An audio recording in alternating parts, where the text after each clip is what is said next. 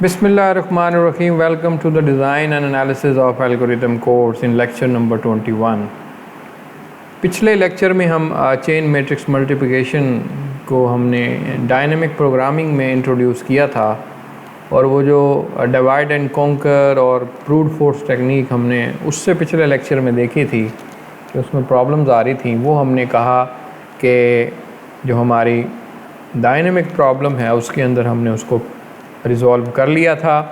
Basically हमने वो recurrence relations भी बना लिए थे जिसकी बेस पे पूरा हमारा स्ट्रक्चर जो है वो बनेगा और उनकी क्या वजह थी, कैसे बना है, और वो उस चीज़ पे तो मैं अब यहाँ पे दोबारा नहीं एक्सप्लेन करने लगा। खैर आगे चलते हैं और वहाँ से आगे आज हम एक एग्जांपल कवर करेंगे चेन मैट्रिक्स और उसका एल्गोरिदम, और टाइम मिला तो यहाँ पे एनालिसिस की बात भी होगी। अब हम यहाँ से वो जो बेस केस हमने बनाई थी और दूसरी जो केस हमने बनाई थी उसको देख लेते हैं एक एग्जांपल के ज़रिए। Set the all M of I comma I is equal to 0 using the base condition. ये वो कंडीशन है जिसमें हम ये कह रहे हैं कि हमारे पास अगर मैट्रिक्स ही एक है तो उस केस में तो कोई मैट्रिक्स और है ही नहीं, तो इसलिए हम तो मल्टीप्लाई करेंगे नहीं, तो उस केस में 0 0 हम यूज़ करेंगे। Compute the cost of multiplication of a sequence of 2 matrix and there are, अगर आपके पास 2 मैट्रिक्स हैं तो उस केस में हमारे पास m of 1, 2, m of 2, 3 and m of 3, 4 and up to the m of n-1, n। तो ये हमारे पास इस तरह सीक्वेंस बनेगा। अगर तो हमारे पास ये मल्टीपल मैट्रिक्स हैं तो इस तरीके से हैं।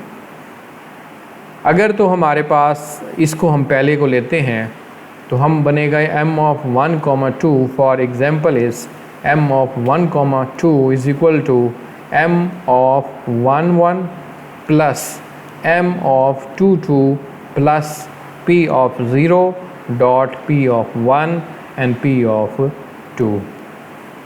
ये i-1 और ये k है हमारा और ये हमारा j है। बेसिकली ये हमारा j है, ये हमारा ये जो बनेगा i बनेगा। तो ये pi-1 जो हुआ 0 हुआ। k जो है अब हम सेपरेट कर रहे हैं तो वो 1 होगा और हमारा ये k है। अगर आपको ये याद हो तो ये k प्लस 1 j है। ये हमारे पास जो है k प्लस 1 j हो गया। ये हमारे पास हो गया i k। तो ये वही कंडीशन है जो हमने पिछले में देखी थी। तो यहाँ पे अब आपको वो पुट करते वैल्यूज़ मैं यहाँ पे दिखा रहा हूँ। For example the m of product of 5 matrices at the stage would be. तो यहाँ पे अब आप देखें हमारे पास जो मैट्रिक्स की स्टेज इस वक्त है वो कुछ इस तरीके से बनती है। अभी एग्जांपल हम आगे इसको लेके चलेंगे, लेकिन ये इस वक्त आप देख लें कि ये जो डायगोनल है इसका वो मैंने फिल किया है। ये बेसिकली वही है कि m ऑफ i, i। उस केस में ये हमारे पास m ऑफ 1, 1 हुआ, ये हमारे पास m ऑफ 2, 2 हुआ, ये m ऑफ 3, 3 हुआ, ये हमारे पास m ऑफ 4, 4 हुआ और ये 5, 5। ये बेसिकली ये इस रोज़ कॉलम और सेल यूज़ किए हैं। अब हम ये जो डायगोनल हमने बनाया है इसका सुपर डायगोनल कैलकुलेट करेंगे, वो ये बनता है। फिर उसके बाद वाला डायगोनल कैलकुलेट करेंगे, फिर ये 2 वाला कैलकुलेट करेंगे और आखिर में ये कैलकुलेट करेंगे तो हमारी एग्जांपल सॉल्व हो जाएगी। अब क्योंकि ये तो हम शुरू में फिल कर देंगे, ये तो हमें पता ही है, लेकिन ये वाला सेल मालूम करने के लिए हमें इसकी ज़रूरत होगी और इसकी ज़रूरत होगी। ये एरोज़ आपको ये चीज़ शो कर रहे हैं। इस वाले सेल को कंप्यूट करने के लिए हमें इस मैट्रिक्स की ज़रूरत होगी या इस मैट्रिक्स की ज़रूरत होगी, दोनों की।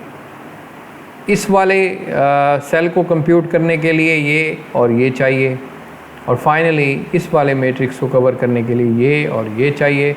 इसी तरह फिर जब हम यहाँ आएंगे तो हमें ये चाहिए होगा और ये चाहिए होगा। इसी तरह यहाँ आएंगे तो हमें ये चाहिए होगा और ये चाहिए होगा। ये एक जेनेरिकली यहाँ पे आपको बात बताई जा रही है। तो मुझे उम्मीद है कि ये आपको समझ आ गई होगी। आगे चलते हैं और नेक्स्ट एग्जाम्पल लेके अब हम आगे चलेंगे। Next we compute the cost of multiplication for sequence 3 matrix. तो यहाँ पे अब हम इसकी कॉस्ट उस रिलेशन के अंदर पुट कर रहे हैं कि हम कह रहे हैं कि m of 1,3 and m of 2,4 then the m of 3,5। तो ये वही बात है, यहाँ पे एग्जांपल ले रहे हैं कि m ऑफ 1,3 फॉर, यहाँ पे अगर 1 और 3 को लें यानी इस मैट्रिक्स को लें तो उसका जो मिनिमम फंक्शन बनेगा जो हम पहले फाइंड कर चुके हैं, डिज़ाइन कर चुके हैं, तो वो बनेगा m of 1,1 plus m of 2,3 plus P0 times P1 times P3। ये उसका ऑर्डर है, यानी ये उसकी डिमेंशन है। उसके बाद हमारे पास जो दूसरी ऑप्शन है, यानी एक तो हमने ये याद रखे कि k की सारी वैल्यूज़ ट्राई करने लगे हैं। हमने ये कहा था हमें नहीं पता कि k कौन सा ऑप्टिमल निकलेगा, तो हमने लास्ट लेक्चर में आपको मैंने बताया था कि हम केस की सारी वैल्यूज़ ही ट्राई करेंगे। तो यहाँ पे देखें हमारे पास ये I है, ये J है, तो K क्या होगा? पहले केस में 1 होगा और दूसरे केस में 2 हो सकता है। तो ये देखें 1 के लिए ये पॉसिबिलिटी है, 2 के लिए ये पॉसिबिलिटी। हम इन दोनों को कंप्यूट करेंगे और फिर जो है वो रिज़ल्ट जो है वो निकालेंगे। तो अब ये एग्जांपल अब आपके सामने है, ये साथ स्टार्ट करने लगा हूँ। We repeat the process for sequence of 4, 5 and higher number of matrices. The final result will be the end up in the 1 to the n, यानी हमारे पास मैट्रिक्स 1 से लेके n तक हैं। And let us go through the example. We want to find the optimal multiplication in order। हमारे पास ये 5 matrix हैं, A1, A2 और A3, A4 and A5। A1 हमारी 5/4 है, इसी तरह A2 4/6 है, A3 हमारे पास 6/2 है और A4 हमारे पास 2/7 है और A5 हमारे पास 7/3 है। और ये मल्टीप्लाई हो सकती हैं क्योंकि इनकी इसकी रो और इसके कॉलम और इसकी रो बराबर हैं, इसके कॉलम और इसकी रो बराबर हैं। ये अब आपको यहाँ पे नज़र आ रहा है। यहाँ से अब हमारा वो टेबल हम बनाएंगे। ये टेबल हमने बनाया और ये इनिशियली यहाँ से 0 मैंने लिख दिया। ये वो बेस केस है हमारा m ऑफ i, यानी अगर हमारे पास कोई मैट्रिक्स नहीं है तो हमने बेस केस बनाया था कि उस केस में हम 0 लिख देंगे। तो ये मैंने डायगोनल को 0 से फिल कर दिया, ये बेस केस हमारा बनता है। अब हमने सुपर डायगोनल कैलकुलेट करना है, यानी ये वाला कैलकुलेट करेंगे, ये कैलकुलेट करेंगे, फिर ये वाला और ये आखिर में ये नीचे वाला हिस्सा ये सिर्फ टेबल की गर्ज में है, लेकिन ये हम फिल नहीं करेंगे। हमने ये एक ट्रायंगल बनेगा इस तरह जो आपको ये नज़र आ रहा है। खैर अब हम इनको कंप्यूट करते हैं और सबसे पहले हम ये वाला कंप्यूट करेंगे, फिर ये वाला। तो इधर हम इस वक्त हैं, इसको कंप्यूट कर रहे हैं, तो साथ कंप्यूटेशन में अब आपको शो करता हूँ। तो यहाँ पे अब हमारे पास जो मैट्रिक्स हैं ये अब m ऑफ 1,2 और m ऑफ 2,3 हमारे पास 2 पॉसिबिलिटी हैं। तो मैंने कहा था ये वाला सेल यहाँ से आएगा और यहाँ से आएगा। यहाँ पे क्या था m ऑफ 1,1, इधर क्या था m ऑफ 2,2। तो हमारे पास जो मैक्सिमम पॉसिबिलिटी बनती है वो m1,2 बनती है और 2,3 बनती है। यहाँ पे अब हम सबसे पहले m ऑफ 1,2 को लेते हैं और यहाँ पे सबसे पहले इसको मैंने किया, यानी हमारे पास ऑप्शन है 1 और 1, 2 और 2। तो इनमें जो मिनिमम है वो 1 है और मैक्सिमम है 2, तो उसको लेते हैं सबसे पहले, तो वो ये बनता है। तो इसको अगर आप लें तो इसका निकालेंगे, यानी i, k, तो वो निकलेगा i तो 1 है और k जो है वो क्या है 1, यानी k की वैल्यू हम 1 ट्राई करेंगे, फिर 2 ट्राई करेंगे। उसके बाद प्लस m ऑफ 2,2, ये क्या है, ये of course k plus 1, j है। j हमारे पास क्या है 2 और k प्लस 1 क्या बनेगा, ये 1 में 1 ऐड करेंगे तो ये 2 बनेगा। तो प्लस वो P0 cross P1 and P2। अब इनकी वैल्यूज़ पुट करें। m ऑफ 1,1 की वैल्यू कितनी है 0, अभी टेबल में आपको दिखाई थी, दोबारा देख लें, ये 0 पुट की। उसके बाद m ऑफ 2,2 की क्या वैल्यू है 0। उसके बाद P0 क्या है, ये आपकी वो मैट्रिक्स का जो डायमेंशन है वो है 5, P1 है 4 और P6 है हमारे पास, P2 है हमारे पास 6। इनको आपस में मल्टीप्लाई करेंगे तो 120 आंसर आएगा। अब इस वाले सेल को भी आप देख लें, यहाँ पे ये वाला सेल हमारा आया, इसको भी आप देख लें ये कैसे कैलकुलेट हुआ। यहाँ पे अब हम बात कर रहे हैं P2 M ऑफ 2,3 की। अब ये वाला हमारा सेल अगर आप देखें तो ये बनता है इसकी मदद से और इसकी मदद से। ये वाला M ऑफ 2,2 है, ये है 3,3। तो मिनिमम क्या हुआ 2 और मैक्सिमम क्या हुआ 3 और K इसके दरमियान लाई करेगा। तो ये चीज़ हम कहा रहे हैं। तो 2,3 जो है इसका आप कंप्यूट करेंगे M ऑफ I, K और K + 1, J कंप्यूट करेंगे। तो यहाँ पे आ जाएगा M ऑफ 2,2, यहाँ M ऑफ 3,3 और सीक्वेंस आएगा P0, P1 dot P2 and P3। अब इनकी वैल्यूज़ पुट करेंगे तो 0 आया, इसकी जगह भी 0 आया, P1 की जगह 4 आएगा, P2 की जगह 6 आएगा। ये उसकी डिमेंशन है, वो आपने मैट्रिक्स जो शुरू में दिखाई थी आपको 5 मैट्रिक्स, वो सामने रख के फिर ये एनालिसिस करेंगे तो आपको इजी लगेगा। यहाँ स्क्रीन पे इतना मतलब जगह नहीं होती कि मैं उसको दिखाऊं, तो वो आप अपने यानी कॉपी पे या साथ रख लेंगे तो ये इजी हो जाएगा आपके लिए। ये बना 48। आगे हमारे पास अब ये वाला सेल आ गया। ये कहाँ से आएगा M ऑफ 3,3 और 4,4 से। तो अब हमारे पास 3 और 4 आ गया। 3 और 4 को कंप्यूट करेंगे तो यहाँ पे हमारे पास पहले I, K बनेगा 3, क्योंकि इसकी पॉसिबिलिटी 3 है और 4 है। यहाँ पे M ऑफ 4,4 आएगा, आगे उसकी डिमेंशन, इसको सॉल्व करें तो 84 आएगा, आगे वही 4 और 5 आ गया। इसको आप कंप्यूट करेंगे तो वो सारी चीज़ें वही हैं, 42 आ जाएगा। इसमें कोई रॉकेट साइंस नहीं है। तो मैं यहाँ पे जब कंप्यूट कर रहा हूँ तो मुझे ये चाहिए और ये क्या है 4,4, ये है 5,5। तो मिनिमम क्या है 4 और मैक्सिमम क्या है 5। तो इसको मैं अब ये कंप्यूट इसमें किया है। तो ये सबसे पहले यहाँ आप उनकी वैल्यूज़, वो फार्मूला याद रखें जो हमने बनाया था लास्ट लेक्चर में, उसी को यूज़ कर रहे हैं हम। यहाँ पे I, K है, ये है K + J। तो ये हमारे पास I है, ये J है। K की वैल्यू हम पहले 4 ट्राई करेंगे, फिर हम 5 ट्राई करेंगे, यानी K + 1 4 ट्राई कर रहे हैं। उसके बाद ये 42 आया। अब यहाँ पे देखिए मैंने ये वैल्यूज़ लिख दी, आप साथ साथ भी लिख सकते थे, कॉपी पे तो ज़ाहिर है साथ साथ ही लिखेंगे। तो इस तरीके से ये वैल्यूज़ मैनेज हो जाती हैं। आगे चलते हैं और अब हम ये इसके ऊपर वाला डायगोनल कैलकुलेट करेंगे। अब ये आपको पता है कि ये कैलकुलेट करने के लिए हमें ये चाहिए और ये चाहिए। ये हमारा क्या है, ये 1,2 है। ये क्या है, ये आपका आई थिंक ये 2,3 है। तो ये दोनों मुझे चाहिए इसको कैलकुलेट करने के लिए। तो मैं अब यहाँ पे इसको कैलकुलेट करता हूँ। तो ये 1,3 अब हम ये कैलकुलेट कर रहे हैं, ये वाला सेल। यहाँ पे अब हम ये वाला सेल कैलकुलेट करेंगे और ये 1,3 बनता है। और 1,3 के लिए आपको चाहिए यहाँ पे, अब सबसे पहले यहाँ पे अब हमारे पास 2 पॉसिबिलिटी हैं, क्योंकि अब K जो है वो हमारे पास 2 है। एक K हमारे पास 2 बनता है और दूसरा K हमारे पास 1 बनता है। अब इन दोनों को कैलकुलेट करेंगे, फिर उसमें से मिनिमम चूज़ करेंगे।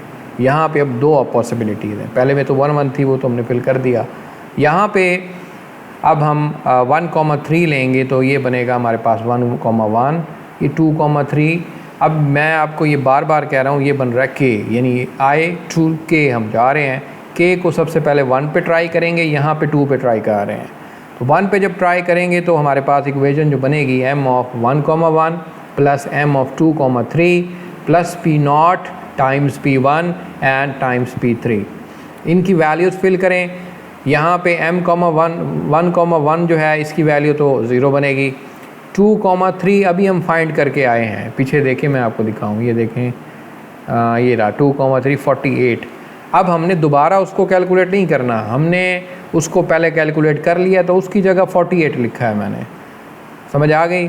यहाँ पे अब हम आगे बात कर रहे हैं P0 5 और ये 4 एंड 2 डिमेंशन आई, तो ये 88 आया।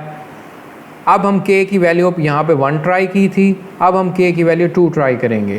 तो हमारे पास वही यानी हमारे पास सेल टेबल का वही है m,1,3 है।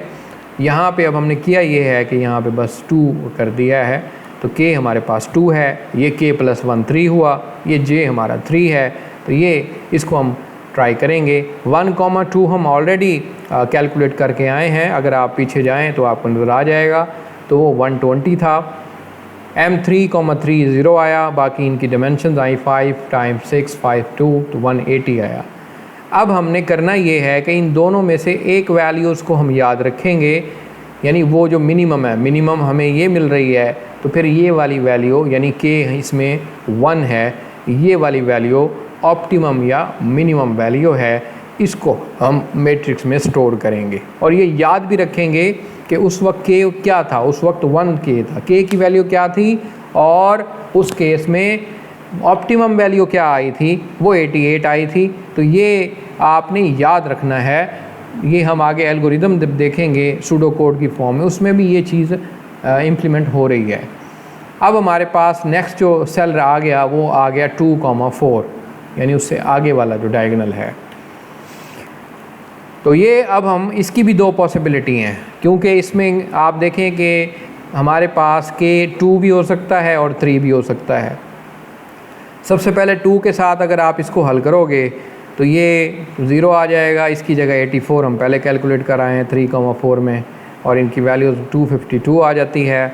इसको आप हल करेंगे m,4 में, तो ये 2,3 आया प्लस 4,4 आया। 2,3 जो है वो पहले आप कैलकुलेट कर चुके हो, 48 है, 4,4 0 है, और इनके डिमेंशन जब आप ऐड करेंगे तो 4 × 2 × 7 है, तो ये 104 हो गया।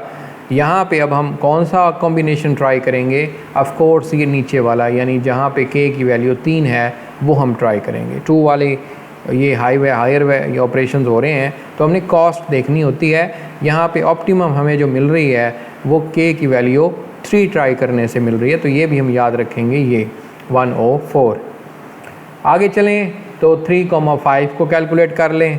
3,5 कैलकुलेट करेंगे तो इसमें अब हमारे पास एक तो k 3 हो सकता है और या 4 हो सकता है। 3 के लिए हमारे पास ये इक्वेशन बनेगी, ये तो 0 आ गया। 42 4,5 हम पहले कैलकुलेट कर चुके हैं, 42 बनता है, और बाकी इनकी डायमेंशंस पुट की तो 78 हो गया।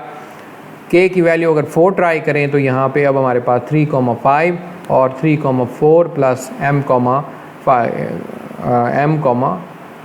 ऑफ 5,5, ये हमारे पास 0 आ गया। 3,4 की जगह हम यहाँ पे 84 लिखेंगे, पहले हम कैलकुलेट कर चुके हैं, ये 210 बनेगा। बेसिकली बहुत ज़्यादा ऑपरेशन हो रहे हैं इसमें, तो इसमें हम k 3 चूज़ करेंगे, यानी k की वैल्यू जब 3 थी तब 78 जो है ये ऑप्टिमम बनता है। अब ये वैल्यूज़ मैंने यहाँ पे लिख दी। अब देखें मैंने यहाँ पे ऑप्टिमम लिखे, हमने किए 2 कॉम्बिनेशन ट्राई थे, लेकिन उसमें लिख हम वही रहे हैं जो कि सबसे ज़्यादा मिनिमम आया था। तो यहाँ पे 88 आया, यहाँ पे 104 आया और यहाँ पे 78 आया। अब ये वाला डायगोनल रह गया, इसको भी देख लेते हैं। यहाँ पे अब जाहिर है कि अब हमारे पास ज़्यादा ऑप्शन देगा, तो 1,4 है। 1,4 पे आएँ तो k जो है वो कितनी 1 हो सकता है, 2 हो सकता है या 3 हो सकता है। अब 3 कॉम्बिनेशन है हमारे पास। सबसे पहले 1 के साथ हम इसको सॉल्व करते हैं, तो ये k की वैल्यू मैंने यहाँ 1 रखी है, आगे 2,4 आया, नीचे जो है वो 0,104, ये हम पहले कैलकुलेट कर चुके हैं। अब यहाँ पे बात रहे कि 2,4 को हम कैलकुलेट अभी किया है, उसमें 2 पॉसिबिलिटी थी, एक 104 था और एक और ऑप्शन थी 252 थी आई थिंक। तो यहाँ पे आप देखें जो हमने टेबल में लिखी है 104, ऑप्टिमम वैल्यू ही यहाँ पुट करेंगे, वो वाली पुट नहीं करेंगे जो उसमें थी, ये भी आप याद रखेंगे। बाकी आगे वही डिमेंशंस, तो यहाँ पे 244 हो गया। उसके बाद k की वैल्यू 2 रख के ट्राई करेंगे, तो उस केस में 120 आया, इधर 84 आ जाएगा और बाकी आगे डिमेंशंस 414। उसके बाद हमारे पास k की वैल्यू 3 रख के इसको सॉल्व करेंगे, तो हमारे पास 88 आ जाएगा, इसकी जगह 0 आ जाएगा। बाकी वही डिमेंशंस अपने सामने रखेंगे, वो मैट्रिक्स जो 5 मैंने आपको दिखाए थे, तभी ये सॉल्व कर पाएंगे आप। अब हमारे पास ये 3 पॉसिबिलिटीज़ आ गई। ऑफ कोर्स मिनिमम जो है वो k की वैल्यू 3 चूज़ करने पे आया, तो ये याद रखेंगे हम कि k अगर 3 हमने चूज़ किया था जो कि 158 था और ये ऑप्टिमम है। आगे 2,5 यानी अगला डायगोनल जो हमारा रह गया था दूसरा, उसको सॉल्व करते हैं। तो इसमें हमारे पास k कहाँ क्या हो सकता है, 1 हो सकता है, 2 हो सकता है, 3 हो सकता है और 4 हो सकता है। तो 3 पॉसिबिलिटीज़ हैं, तीनों को कैलकुलेट करेंगे क्योंकि ये हमें पता ही नहीं है कि k मिनिमम क्या है, हमें तीनों ट्राई करने पड़ेंगे।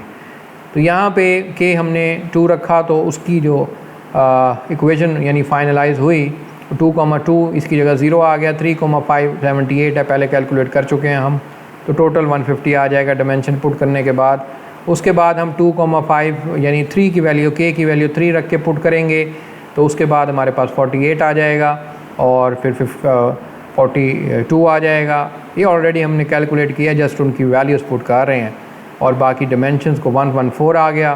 फाइनली अब k की वैल्यू 4 ट्राई करेंगे, तो उसके बाद हमारे पास जो आ जाएगा 104 इसकी जगह आ गया, यहाँ पे 0 और फिर आगे वही हमारा डायमेंशन, तो 188 आ गया। बेसिकली यहाँ पे भी हमारे पास जो ऑप्टिमम निकला वो 114 ही निकला। तो अब हम k की वैल्यू 3 ट्राई करेंगे, यानी 3 ही ले रहे हैं और याद रखेंगे कि यहाँ पे हमने k की वैल्यू 3 लिखी है। उसके बाद ये मैंने 158 और 114 लिख दिया। आखिरी अब हमारे पास ये सेल रह गया है, ये इनसे और इनसे कैलकुलेट होगा। अब हम इसको भी देख लेते हैं, ये बना 1,5। अब ये 1,5 ये देखें 1,5, ये रो क्या है हमारे पास 1 और कॉलम कौन सा है 5, तो ये हमारे पास 1,5 बनेगा। अब हमारे पास k की वैल्यू 1 हो सकती है, 2 हो सकती है, 3 हो सकती है, 4 हो सकती है। तो 4 पॉसिबिलिटीज़ हैं। आगे वही काम मैंने इनकी वैल्यूज़ पुट की, जैसे जैसे फार्मूले में वैसे वैसे ये कैलकुलेट होते गए। मैं अब यहाँ पे इनको ज़्यादा एक्सप्लेन नहीं कर रहा, आपको इसकी रूटीन समझ आ गई होगी पहले जो मैं कर रहा हूँ। फाइनली इसमें हमारे पास ये 4 पॉसिबिलिटी हैं, लेकिन इसमें जो ऑप्टिमम है 160 वाला है, यानी उसमें k की वैल्यू 3 हमने रखी है, वो ऑप्टिमम है। ओके, हमने यहाँ पे याद कर लिया 3, तो टोटल मिनिमम या ऑप्टिमम वैल्यू इसकी बनी 160, उसको हमने यहाँ पे पुट कर दिया। अब ये जो हमारे पास 160 निकला है, इसका मतलब ये है कि हमारे पास अगर ये 5 मैट्रिक्स हों तो कम से कम नंबर ऑफ़ ऑपरेशंस जो हो सकते हैं वो 160 हो सकते हैं।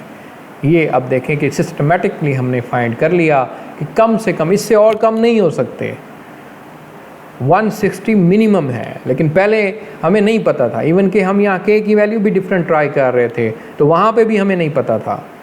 तो ये चीज़ जो है वो डायनेमिक प्रोग्रामिंग की ब्यूटी की वजह से हम ये कर पाए हैं। और आगे चलते हैं, तो यहाँ पे अब आप देखें, ऑर्डर देख लें कि मैंने क्या किया, पहले इसको कैलकुलेट किया, फिर इसको किया, फिर इसको, फिर इसको, फिर इसको, ये ऑर्डर देख लें, आखिर में इसको किया। ये तरतीब है बेसिकली इन ऑर्डर को कैलकुलेट जैसे हमने किया है, इसको भी आप ज़हन नशीन कर लें। पेपर में आपको ये एग्जांपल दी जाएगी, इसी तरह जैसे शुरू में मैंने आपको 5 मैट्रिक्स दिखाई थी, वो भी आपको इसी तरह कुछ मैट्रिक्स देंगे, तो आप उस पर यही एल्गोरिथम अप्लाई करेंगे। सेपरेट जब हमने किया था k की वैल्यू का, वो भी देख लें, यहाँ पे 1 का सेपरेट किया, यहाँ 2 पे किया, यहाँ 3 पे किया, यहाँ पे 4 की पॉसिबिलिटी, उसके बाद फिर 1 3 3 1 3। बेसिकली ये k की वैल्यूज़ आप देखें कि हमने कितनी दफ़ा ट्राई की थी, या आप वो कह लें कि हमने सिलेक्ट कौन सा किया था। यहाँ पे 1k को सिलेक्ट किया, यहाँ 2, ये 3, यहाँ पे 1 को सिलेक्ट किया था, यहाँ पे भी 3 को, और आखिर में देख लें हमारे पास कितनी पॉसिबिलिटी थी, 4। तो 4 में से हमने k की वैल्यू जो 3 वाला था वो उठाया था। ये बेसिकली वो आपको यहाँ पे नज़र आ रहा है। बेसिकली ये मैट्रिक्स बनेगा, ये सिर्फ आपको ज़हन-नशीन रखने के लिए कि ये हमने क्या किया। बाकी इसमें हमने ये जो नीचे वाला हिस्सा है इसमें 0 0 डाल दिया है। ये इसलिए डाला है कि आपको कंफ्यूज ना हो खाली टेबल क्यों रह गया है, तो आप 0 0 डाल सकते हैं। तो optimal order of the multiplication यानी वो तीसरा जो 160 था वो ऑप्टिमल था। उसमें अगर आप देखें तो 1 और 4 ट्राई कर रहे थे ट्री की शक्ल में। सबसे पहले 2 और 3 को मल्टीप्लाई किया, उसका जो आंसर आया वो A1 से होगा, फिर इन दोनों को करेंगे, फिर ये आपस में ये मल्टीप्लाई होगा, तो ये उसका ऑर्डर फाइंड हो गया हमारे पास। तो ये कहाँ से आया, वो हमारा k वाला जो टेबल है उससे आया। तो वो आप देखें कि जो 3 वाला था आखिरी, वो किससे बनता था, वर्क ऑफ 4 से बना। ये हमारा A1 और यानी A1 को हम इस 2 के आंसर के साथ करेंगे। बेसिकली आप इसको लीफ नोड से स्टार्ट करें, A2 और A3 से करें, उसका आंसर आएगा तो A1 से करेंगे, और यहाँ से 4 और A5 मल्टीप्लाई होगा, उसका आंसर इधर आएगा, इसका आंसर इधर आएगा, इन दोनों को मल्टीप्लाई करेंगे तो आपको फाइनल रूट में इसका आंसर मिल जाएगा। इफ़ I, J, यहाँ पे अब हम आगे चलते हैं। I, J there is only the matrix that is the, ये वही पुरानी बात है, ये मेरे ख्याल में स्लाइड डुप्लिकेट हो गई है, तो ये वो शुरू वाली स्लाइड है। ये ऑर्डर मैंने आपको फिर दोबारा दिखा दिया। आखिर में मैं अब इसका एल्गोरिदम आपको दिखाने लगा हूँ। अब ये सारा प्रोसेस समझने के बाद मुझे उम्मीद है कि एल्गोरिदम भी आप इजीली समझ जाएंगे, कोई मुश्किल नहीं है।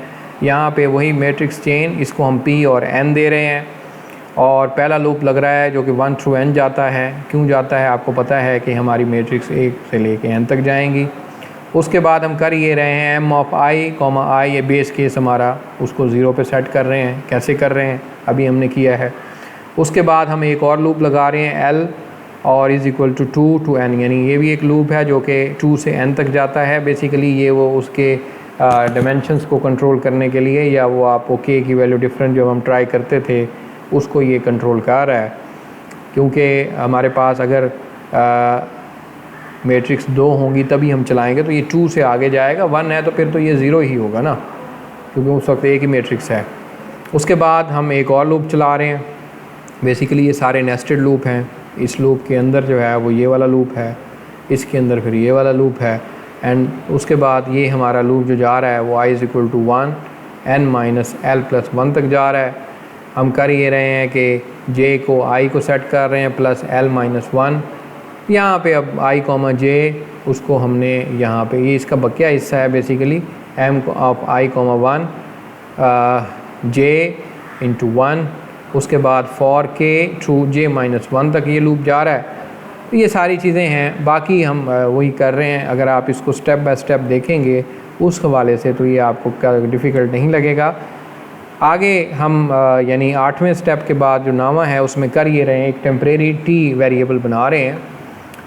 अब यहाँ पे सबसे पहले अगर आप देखें कि J माइनस 1 तक हम जाते हैं, K is equal to 1, M of I, K plus M of K plus 1, J plus P of I minus 1 dot P of K dot P of J। ये वही फार्मूला है जो हम रिकरेंस रिलेशन में देखा है, सिर्फ मैंने यहाँ पे पुट कर दिया है। इनकी वैल्यूज़ वही हैं, वहाँ से ऊपर से आएंगी लूप से, और ये 1 बाय 1 सॉल्व होगा, और यहाँ से T हमारे पास आएगा।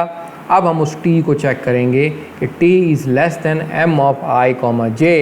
अगर तो इससे ये छोटा है, यानी सबसे जो मिनिमम है वो जो K सबसे छोटा होगा, ये वो टेस्ट कर रहे हैं हम यहाँ पे। अगर तो वो इससे छोटा है देन क्या करो, M ऑफ I, J यानी T दे दो। यानी हम क्या करते थे, K की वैल्यूज़ मुख्तलिफ ट्राई करते थे, ये K की वैल्यू मुख्तलिफ ट्राई हो रही है, नीचे आके ये चेक करते थे उनमें से सबसे छोटी कौन सी है, तो हम उसी को ही टेबल में लिखते थे। यहाँ पे आप देखें उस टेम्परेरी को हम इसमें लिख रहे हैं कब, अगर तो ये T छोटा है बाकी सबसे। और फाइनली एक और हम यहाँ पे मैट्रिक्स बना रहे हैं, या एक रे S ऑफ I, J। आपको मैंने ये बताया था कि K की वैल्यू को भी मैंने याद रखना है। वो जो अभी मैंने मैट्रिक्स आपको दिखाया था जिसमें 1, 2 और 3 तक जा रहा था, वो बेसिकली ये वाला मैट्रिक्स है S, I, J। यानी हम K की वैल्यू भी याद रखते हैं कि भाई उनमें जो मिनिमम हमने चूज़ किया है कॉम्बिनेशन, उसमें K की वैल्यू क्या थी, वो भी हम यहाँ इसके अंदर स्टोर कर देंगे। तो ये हमारा एल्गोरिदम है। उसके बाद इसका एनालिसिस भी देख लें। एनालिसिस बड़ा सिंपल है, 3 लूप हैं और तीनों नेस्टेड लूप हैं, और नेस्टेड लूप में मैंने कहा एक लूप के अंदर दूसरा, दूसरे के अंदर तीसरा है, तो उस केस में हमारे पास जो एनालिसिस बनेगा वो n³ बनेगा, यानी थीटा n³ बनेगा। और ये हमारा एल्गोरिदम का इसका टाइम कॉम्प्लेक्सिटी है। अब ज़ाहिर है n अगर बहुत ज़्यादा बड़ा हो जाएगा तो ये भी काफ़ी टाइम लगाएगा एल्गोरिदम, क्योंकि पावर 3 है। अगर 100/3 करेंगे तो तब भी एक बहुत बड़ी वैल्यू आपके सामने आएगी। आखिर में देख लें कि वो जो मल्टीप्लाई वाला प्रोसेस है वो कैसे हो रहा है। ये तो जस्ट था ना वो हमारा अन्य का, अब मल्टीप्लाई कैसे होगा मैट्रिक्स वो भी देख लें। वो तो आपको पता है मैट्रिक्स कैसे मल्टीप्लाई होती हैं, उसका छोटा सा एल्गोरिदम देख लें। Multiply I, J। अब हमारे पास यानी इसको हम जब मैट्रिक्स सिलेक्ट कर देंगे भाई ये मल्टीप्लाई करो, तो I और J इसको पास होंगे। अगर तो i और j दोनों बराबर हैं, यानी वही i, i वाली बात हो रही है, then return a of i, वही मैट्रिक्स ही रिटर्न हो जाएगी, क्योंकि वो तो फिर हमने कहा है कि मल्टीप्लाई होती ही नहीं है। अदरवाइज़ अगर फ़र्ज़ करें i और j दोनों बराबर नहीं हैं, उस केस में हम फिर इधर आएंगे एल्स में। यहाँ पे हम क्या करेंगे, s ऑफ i, j जो है वो k को दे देंगे, यानी k उसको देंगे। यहाँ पे अब हम मल्टीप्लाई i, k को करते हैं, यानी पहला हिस्सा दो मैट्रिक्स में डिवाइड कर दिया ना। पहला बना हमारा i थ्रू k, दूसरा बना k प्लस 1 थ्रू j। तो हम यहाँ पे मल्टीप्लाई या रिकर्सिव कॉल कर रहे हैं, यानी इसी फंक्शन को फिर कॉल कर रहे हैं i और k के साथ। इसका आंसर जो भी आएगा वो हम x में स्टोर कर लेते हैं। दूसरी जो मैट्रिक्स बनी थी वो k प्लस 1 थ्रू j था, इसको भी मल्टीप्लाई कर लेते हैं, इसका आंसर y में स्टोर कर देते हैं। आखिर में रिटर्न x डॉट y कर देते हैं, यानी इन दोनों मैट्रिक्स को भी मल्टीप्लाई करके देते हैं। तो ये एक छोटा सा मल्टीप्लाई का एल्गोरिदम है, और ये अब आप ज़हन नशीन कर लें। तो यहाँ पे अब हम चेन मैट्रिक्स मल्टीप्लिकेशन को यहाँ पे खैर बात कहते हैं। उम्मीद है कि आपको ये समझ आ गया होगा, पिछले कई लेक्चर से हम देख रहे हैं। तो इसके साथ साथ हम डायनेमिक प्रोग्रामिंग को भी यहाँ पे खुदा हाफिज़ कहते हैं। आगे हम ग्रीडी एल्गोरिदम्स की स्ट्रेटजी जो है वो हम पढ़ेंगे। उस वक्त तक के लिए खुदा हाफिज़। अगर आपने चैनल मेरा सब्सक्राइब नहीं किया तो वो भी काइंडली आप सब चैनल सब्सक्राइब कर दें, वीडियो लाइक कर दें, और अगर आपने पिछले वीडियोज़ नहीं देखी वो भी देख लें। तो खुदा हाफिज़। Thank you very much.